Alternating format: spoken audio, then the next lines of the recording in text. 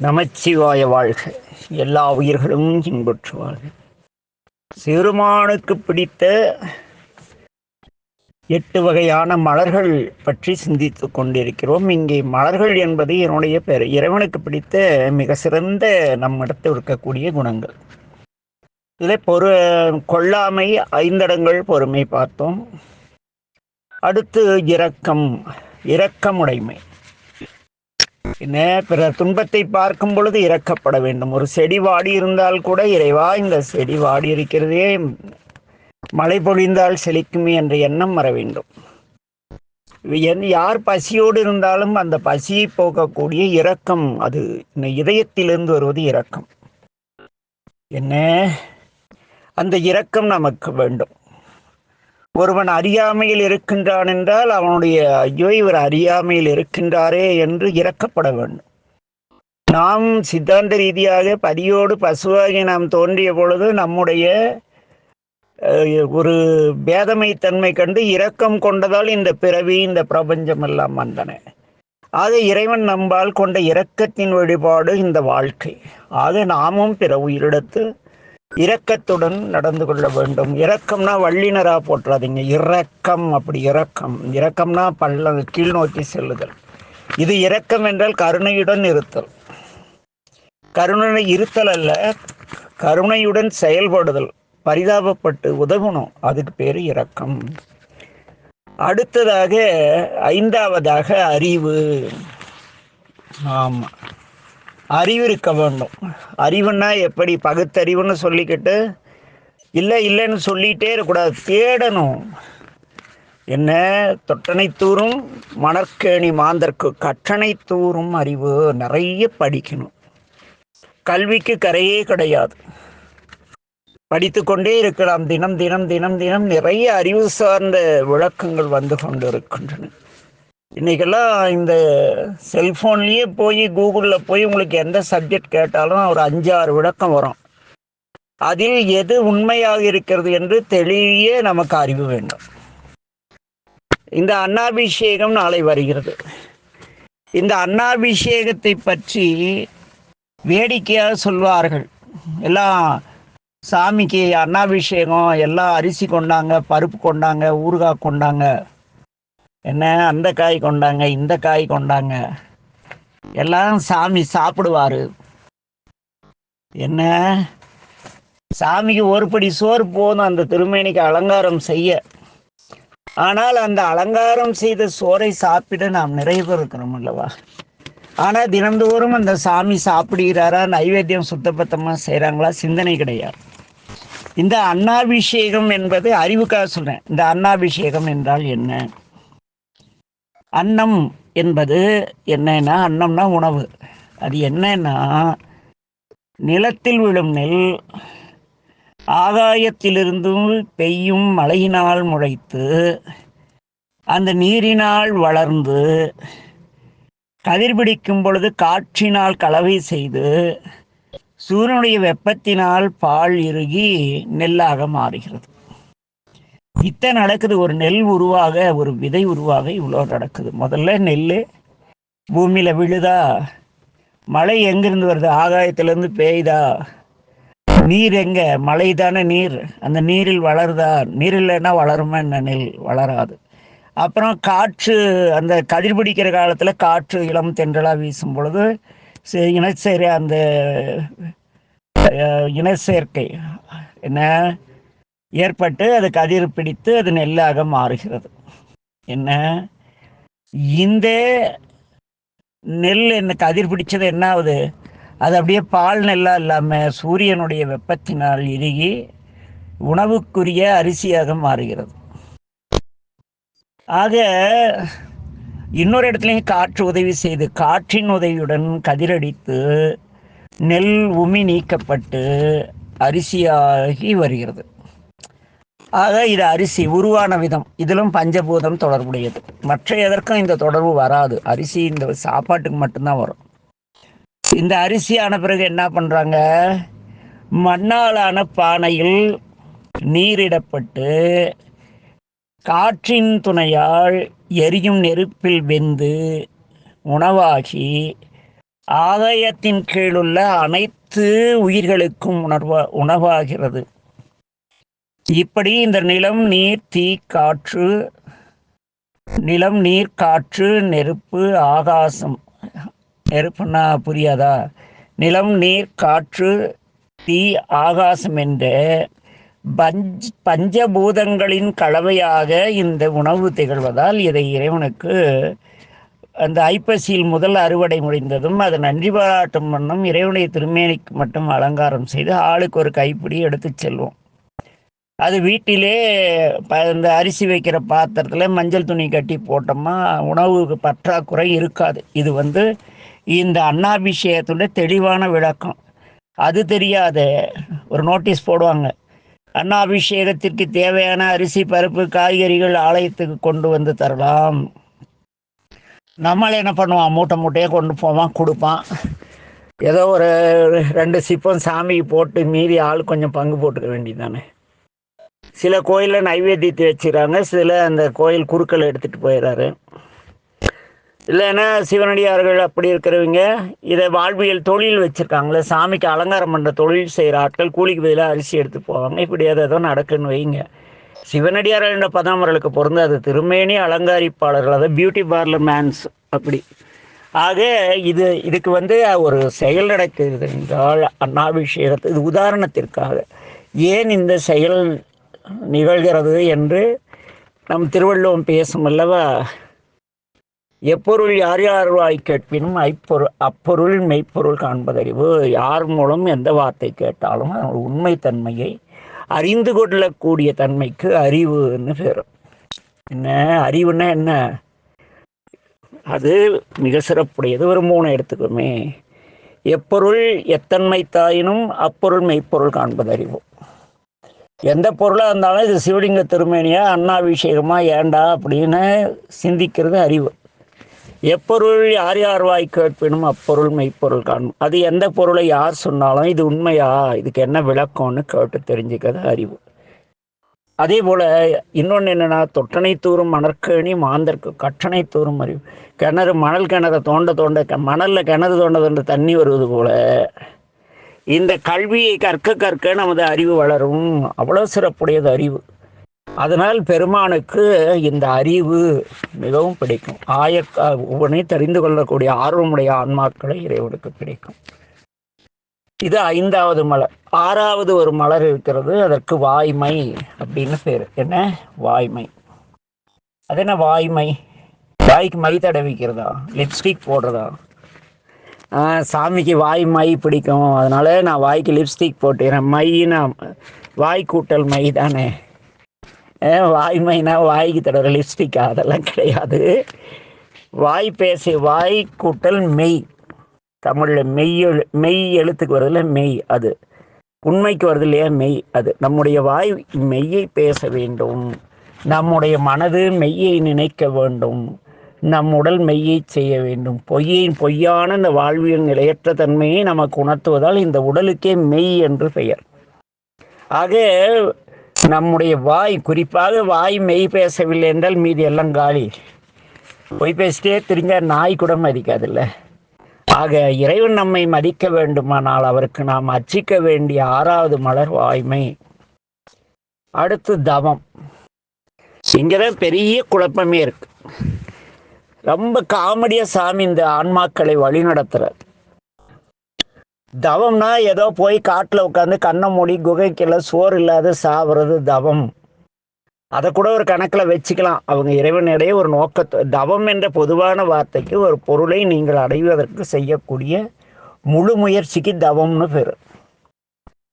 என்ன, நீங்கள் வேலை தேடி ஓடி குடும்பத்துக்கு என்னென்ன செய்யணும்னு ஓடி அதனை நிறைவாக செஞ்சீங்கன்னா அதுக்கு பேர் தவம். நீங்கள் நல்ல நூல்களை கற்று அதில் சிறந்த சொற்பொழிவாளராக வர வேண்டும் என்று அதில் தொடர் முயற்சி எடுத்தீர்கள் என்றால் அந்த முயற்சியை அந்த அடையும் வரை நீங்கள் எடுக்கும் முயற்சிக்கு தவம்னு பேர். தவம்னா ஏதோ போய் காட்டில் உட்காந்து எவனோ ஒரு சாமியாருக்கு சொத்தை எழுதி வச்சுட்டு அந்த காசில் ஜாலியாக அங்கே உட்காந்து கண்ணை மூடி பேன்னு உட்காந்துட்டுக்கலாம் தவம் கிடையாது. தவம் என்பதற்கு இவ்வளோ பொருள் இருக்கு. என்ன, நல்ல நூல்களை கற்று அறிஞனாக வேண்டும் என்று நீங்கள் எடுக்க முயற்சிக்கு பேரும் தவம்தான். கடவுளை காண வேண்டும் என்று மலை குகையிலே போய் வேறு யாரையும் சந்திக்காமல் உடல் வருத்தி ஒரே நோக்கத்தோடு அமர்ந்திருக்கும். அதற்கு பேரும் தவம்தான். என்ன, நான் யோகா கற்றுத்தருகிறேன்னு சொல்லி ஊரில் இருக்கிற எல்லா படித்த இளைஞர்களும் முட்டாளாக்கி இந்திய பொருளாதாரத்தை கெடுத்து அவங்கள சாமியாராக்கி ஒரு மருத்துவரை உருவாக்க எவ்வளோ காசு இந்திய அரசாங்கம் செலவுப்படுது, இன்ஜினியர் ஆக்க எவ்வளோ செலவு பண்ணுது, ஒரு டெக்னாலஜி இன்ஃபர்மேஷன் டெக்னாலஜிக்கு பெற்றவங்க எவ்வளோ செலவு பண்ணி படிக்கிறாங்க. என்ன செலவு பண்ணாலும் கவர்மெண்ட் தலையில் தானே விழுது. பேங்கில் லோன் வாங்கி படிக்க வைக்கிறாங்களா?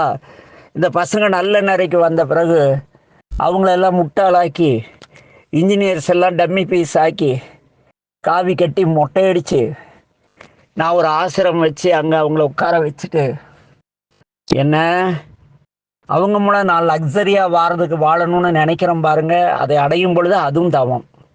அதுக்கு பேரும் தவம் தான். ஆனால் அந்த தவம் இரண்டு விதமான பலனை தரக்கூடியது.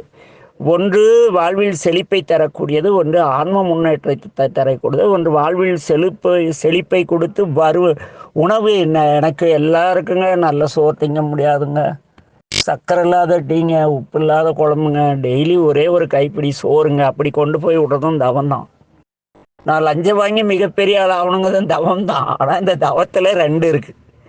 ஒன்று அறவழியால் நீங்கள் செய்யக்கூடிய தவம் அருமையான மகிழ்ச்சி மிக்க குடும்பத்தையும் வாழ்க்கையும் தரும். அது ஒரு தவம்.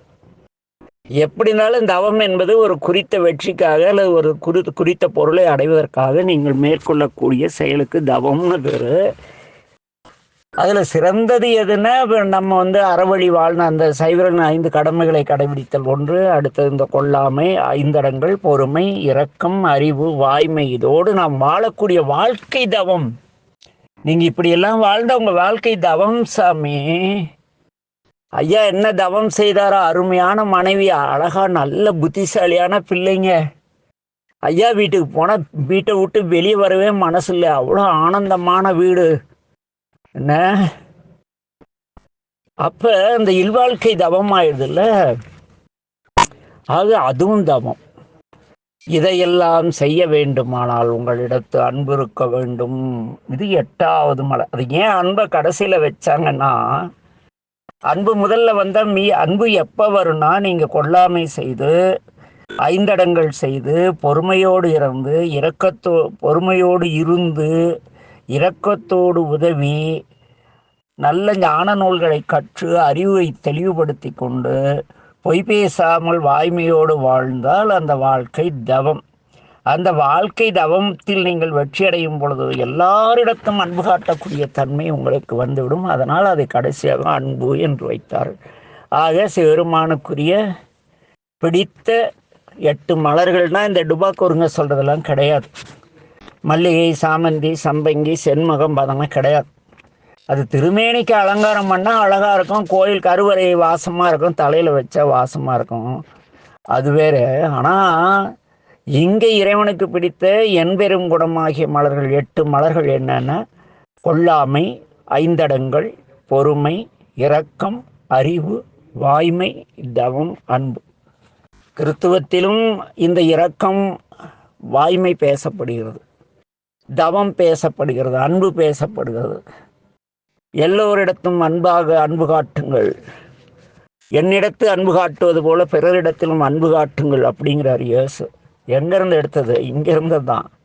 அல்லாஹ் என்ன சொல்றார்? நீங்கள் பசித்திருக்கும் பசியின் கொடுமை உணர்ந்து கொண்டால் பிறருக்கு உணவளிக்கும் பக்குவம் உங்களுக்கு வரும் அப்படின்னு அதுக்கு ஒரு மாசத்தை ஒதுக்குனாரு நபிகள் நாயகம். நம்ம ஊரில் வாரம் இருக்கும், ஆனால் சோறு மிச்சம்னு இருக்குமே தவிர, அந்த நோன்பு இருக்கும் பொழுது, சஷ்டி விரதம், பௌர்ணமி விரதம், பிரதோஷ விரதம்லாம் இருக்கும் பொழுது நம் வீட்டில் சமைத்து யாரோ ஒரு இல்லாதவனுக்கு ஒன்று கொடுக்க வேண்டும். இதை சொல்லிக் கூட நமக்கு ஆள் கிடையாது. ஆக அன்பின் உறவுகளில் இவ்வளவு பெரிய சிறப்புடையவர் இந்த சிவபெருமான். புரியுதா? சரி, இந்த சிவபெருமான் கடந்து விட்டு போகிறார் அப்படின்னா இந்த சிவபெருமானுக்கு உருவம் இல்லைங்கிறீங்களே, நம்ம எப்படி கும்பிடுறது அப்படின்னா, இறைவனுக்கு உருவம் உண்டு. எப்படிங்கிறீங்களா? இறைவனுக்கு 3 விதமான திருமேனிகள் உண்டு. ஒன்று திருமேனி. அது நெருப்பு தொட்டு பார்க்க முடியாது, சுட்டு போடும். நீங்கள் கையை விட்டு அது பற்றிக்கிட்டு அது பெரிய ஜோதியாகும். அது அருவம்னு பேர். லிங்க திருமேனி அது கீழே 4 சதுரமாக இருக்கிறது பிரம்மனாகவும், இடையிலே 8 பிளவாக 8 சதுர எண்கோணமாக அமைத்துள்ளது ஆவுடையாகவும், மேலே இருக்கிற பானம் பதியாகவும் நம்முடைய திருமுறை ஆசு சாத்திரங்கள் எல்லாம் கூறுது. ஆனால் ஒரு டுபா ஒரு போலி என்னென்னு எழுதியிருக்குன்னா, லிங்கம் சிவமா, ஆவுடை பதி, லிங்கம் பதி, அந்த மேலே இருக்கிற லிங்க பாகம் பதி, ஆவுடை பசு, கீழே இருக்கிறது மாயையம். ஏன் போட்டு குழப்புறாங்கன்னு தெரியல. ஏதாவது அவருக்கு தெரிஞ்சதை செய்கிறாரு, கேட்குற முட்டாள் அவரான்னு வைங்க. அவரை குருவாக ஏற்றுக்கிட்ட சீடர்லாம் இருக்கக்குள்ள நம்ம ஒன்றும் பண்ண முடியாது. ஆக இந்த சிவருமானுக்கு ஒரே நேரத்தில் அருவம், அருவுருவம், உருவம் ஆகிய 3 நிலையும் கொண்டவர் இவர். இதை பிரபஞ்சத்தில் எடுத்துக்கொண்டால் காற்று கண்ணுக்கு தெரியாத அருவம், ஆகாயம் கண்ணுக்கு தெரியாத அருவம், மண் அருவுருவம் தெரியும், ஆனால் என்ன உருவம்னு சொல்ல முடியாது. தீ அருவுருவம், இது என்ன உருவம்னு சொல்ல முடியாது. என்ன உருவம்? மரம், செடி, கொடி எல்லாம் உருவம். நெருப்பு கண்ணுக்கு தெரிய எல்லாம் சிவன் என்ன நின்று இப்போ கண்ணுக்கு தெரியுது பூரா சிவம். எல்லா உயிரிடத்தை அன்பு காட்டுது. மரம் காசு வாங்காத நிழல் தருது, தன்னை வச்சு ஒடிச்சு அடுப்பு எரிச்சாலும் காத்திட்டுறது இல்லை. போய் மாங்காய் திருடுனா மாங்காய் மரம் படான்னு அடிக்கிறது கிடையாது. எல்லாம் அன்போடியுமாக இருக்கிற உருவங்கள் அனைத்தும் சிவம். நீங்கள் அந்த மாமரம் போல உங்ககிட்ட உன்னை என்ன டார்ச்சர் பண்ணாலும் நீங்கள் அது சிவன் செயல்னு ஏற்றுக்கிற நல்லதோ கெட்டதோ ஏற்றுக்கிற தன்மை இருந்துன்னா நீங்கள் சிவம். ஆக இந்த சிவருமானுடைய அருவத் திருமேனி இயற்கையிலே பார்த்தோம். காற்று, ஆகாசம். அருவுருவத் திருமேனி இந்த கல், தீ, அப்படி. அப்புறம் உருவத் திருமேனி இந்த விளக்கு, அப்புறம் நம்ம கோயில் வைக்கப்பட்டுள்ள திருமேனிகள் இவையெல்லாம். மண் கூட மண் அருவுருவத் திருமேனி. அது எப்படி வேணாலும் மாறும், அதனால அது உருவத்தன்மை உடையதுன்னு அதில் உருவத்தில் சேர்த்திடுறாங்க. இந்த பஞ்சபூதங்களில் காற்று அருவம், ஆகாசம் அருவம், என்ன நெருப்பு, நீர் அருவுருவம், மண் உருவம். ஆக இந்த 3 நிலைகளை கொண்டவர். இவை அருவ நிலையிலிருந்து ஒன்றில் ஒன்றாக உலக படைப்பிற்காக விரிந்து வருகின்றன. அருவனில் இருந்த சிறுமான் இந்த உலகத்தை படைத்து இதை விரிவடை செய்து ஆன்மாக்களை பக்குவப்படுத்துவதற்காக அருவுருவத் திருமேனியில் அப்புறம் உருவத் திருமேனியில் சாமி வருகிறார். இது திருமுறையில நிறைய இடத்துல வரும். என்ன அப்பனி அம்மனி பதித்திலே இறைவன் நீ ஏறூர்ந்த செல்வன் நீனார். இறைவன் ஏறூர்ந்த செல்வனாக எழுந்தருளி வருகிறார் என்று நாவுக்கரசடிகள் பேசுவார். ஆக நம்ம சிவாலயங்களுக்கு சென்றால் அங்கே ஒரு பெரிய குழப்பம் இருக்கும். மூலஸ்தானத்திலே லிங்கம் இருக்கும், சுற்றி வர்றப்ப பார்த்தா பிரம்மன் இருப்பார் அந்த களிமண் நீர் ஊத்துற இடத்துல. பின்புறத்தில் மால் இருப்பார், அப்புறம் ருத்ரன் இருப்பார். சிவன் தட்சிணாமூர்த்தின்னு வச்சுங்களேன், அறியாமை அழிக்கக்கூடியவர், அதனால ருத்ரன்னு பேர். இப்படி இந்த பிரபஞ்சத்திலே இறைவன் திருமேனிகள் பற்றி மிகப்பெரிய அது ஒரு அற்புதமான இறைவன். கண்ணில் காணும் எல்லாம் இறைவனுடைய திருமேனிகள். இதிலே இறைவனுடைய திருமேனிகளிலே போகாங்க சரீரம்னு ஒன்று இருக்கு. போகங்களை அனுபவிக்கக்கூடிய உடல் தாங்கிய உயிர்கள், அதற்கு போகாங்க சரீரமுடையவைன்னு அர்த்தம். அடுத்த அதிகாராங்கம் உடையவர்கள். அவங்க கண்ணுக்கு தெரிய மாட்டாங்க, அவங்க சொல்படி பிரபஞ்சம் இயங்கும். அதுக்கு அதிகார சரீரம்னு பேர். அதுக்கு அடுத்து இறைவன் எங்கெங்கு இருக்கிறார், எந்தெந்த பொருளில் அருவமாக இருக்கிறார் என்று கூறுவதாக இதை 3 பற்றியும் அடுத்த பதிவிலே சிந்திப்போம் என்ன என்று கூறி இறைவனுடைய தனி சிறப்பை மேற்கொண்டு தொடர்ந்து சிந்திப்போம் என விடைபெறுகிறேன். நமச்சிவாய வாழ்க. எல்லா உயிர்களும் இன்புற்று வாழ்க. திருச்சிற்றம்பலம்.